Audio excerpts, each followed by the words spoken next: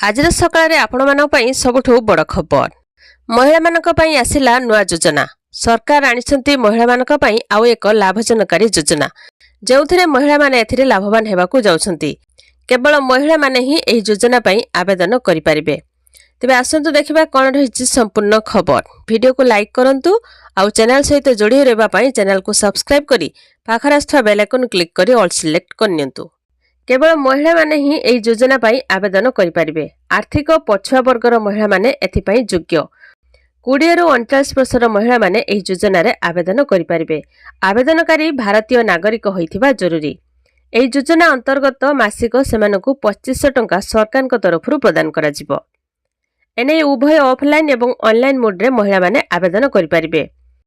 ए online ले आवेदन करिया पई आपण मानकु बैंक डिटेल्स संगकु resident proof, passport size photo, income certificate, Aadhaar card copy भली डॉक्यूमेंट आवश्यक अछि।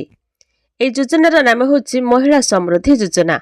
ए योजनार 20 रु 29 वर्षर महिला माने ए महिला समृद्धि योजना पई आवेदन करि परिबे। जहार ना होछि महिला समृद्धि योजना।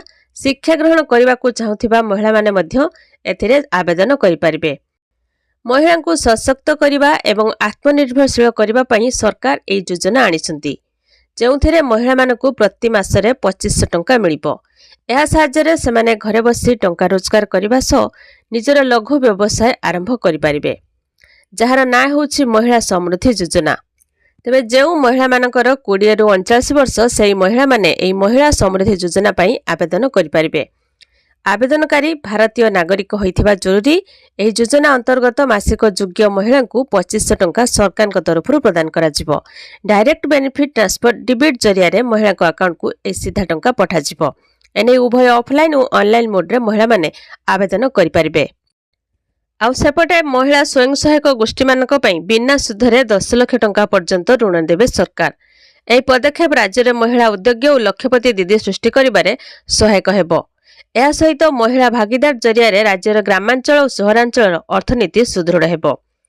तेबे एक गुरुत्वपूर्ण निष्पत्ति नै राज्य सरकार महिला मानक पई स्वयं सहायक गोष्ठीर महिला मानक पई सुधमुक्त ऋण व्यवस्था को जारी रखिसंती। एही सुधमुक्त ऋण व्यवस्था को मुख्यमंत्री पूर्वरु 31 मार्च 2025 पर्यंत जारी रखिथिले। तेबे एहाकु 2025-26 आर्थिक वर्ष और परवर्ती वर्ष गुड़िक पई जारी रखिबा प्रस्ताव को अनुमोदन दैछंती। एहा द्वारा महिला स्वयं सहायक गोष्ठी गुड़िक बिना सुधरे 10 लाख टंका पर्यंत ऋण दिया जिवो। आउ स्वयं सहायक गोष्ठी बैंक ऋण उपरे सुध फेरस्त हेबो।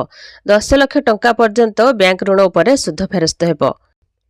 3 लाख रु अधिक स्वयं सहायक गोष्ठी को 300 कोटी रो सुध फेरस्त करा जिवो।